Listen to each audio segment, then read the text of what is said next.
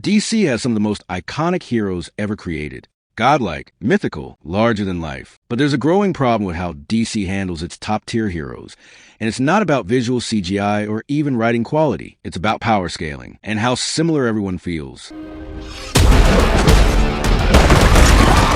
When you think of DC's heavy hitters, you immediately picture characters like Superman, Wonder Woman, Shazam, Martian Manhunter, Captain Atom, Aquaman, Green Lantern, Supergirl, and no, I'm not mentioning Batman. You already know why. The guy has no superpowers, not even a lame one.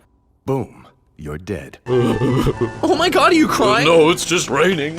These characters are portrayed as near-divine beings, and that's part of what makes DC so iconic. But when you really stop and examine how they're written in combat, especially when physical strength is involved, something becomes very obvious. There's barely any visible difference between them. Take Superman and compare him to Shazam, Wonder Woman, Martian Manhunter, or Captain Atom. Who can honestly tell the difference in raw physical power when they're fighting? They can all fly. They all tank massive hits. They all trade punches with world-ending threats. They all have insane stamina and durability. On paper, DC power scaling tells us Superman is above most of them.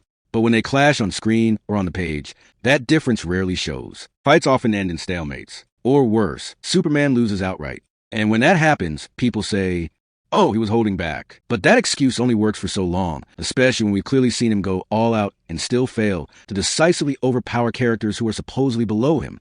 Now compare this to Marvel. Even Marvel's gods are more grounded. At one point, Thor, a literal god, couldn't even fly without Mjolnir. And when it comes to raw physical strength, Marvel makes something very clear. The Hulk hits harder than Thor. Every time they've fought, Hulk physically overwhelms him. Thor survives through skill, experience, lightning, and strategy, not brute strength. Even in Thor Ragnarok, before Thor's power boost, Hulk was winning that fight. Thor wasn't stronger. He was smarter and more skilled. You feel the tension. You understand the stakes. You know Thor cannot outmuscle Hulk, and that makes the fight unpredictable and engaging. That clarity is missing in DC. In DC, almost every top-tier hero feels like they're operating at the same physical level. So when characters like Superman fight Shazam or Wonder Woman faces Martian Manhunter, the outcome feels less about strategy and more about popularity. People say Wonder Woman wins because she's more iconic, not because she's clearly stronger. But Martian Manhunter has traded blows with Superman. He's taken on the entire Justice League. So where's the meaningful power difference? If Superman is supposed to scale above them physically, we should see that difference. But most of the time, we don't.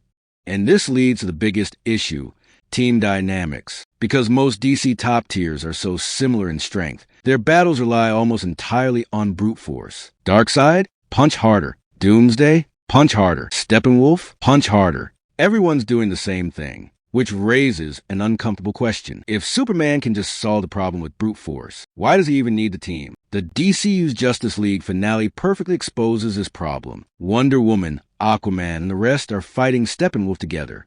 They're giving it everything they've got, and it's not enough. Then Superman shows up and does the exact same thing. Except suddenly it works. He completely overwhelms Steppenwolf with ease. The same villain who couldn't be taken down by Wonder Woman and Aquaman combined is suddenly helpless. Not because of teamwork, strategy, or clever power interaction, but because Superman is just stronger. It feels lazy, it feels vague, and it contradicts how close their power levels are supposed to be.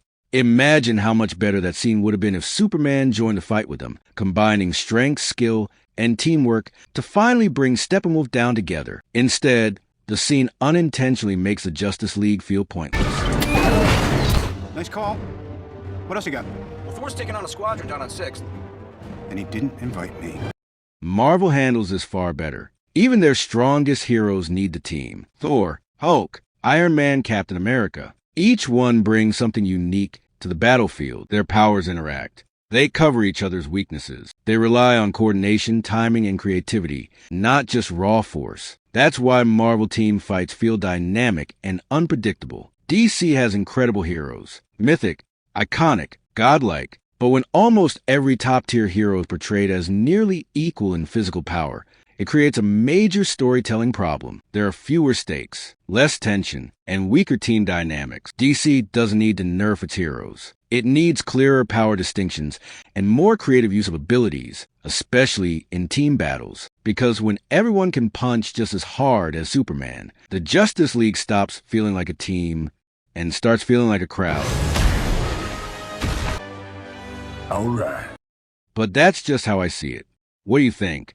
Do you feel DC's top-tier heroes are written too close in power? Or do you think that godlike equality is what makes them special? Do you prefer DC's mythic, almost divine approach, or Marvel's clearer power gaps and team dynamics? Let me know in the comments. If you enjoyed this breakdown, hit the like button. It really helps the channel. Subscribe if you want more honest power scaling matchups and deep dives like this. Thanks for watching, and I'll catch you in the next one.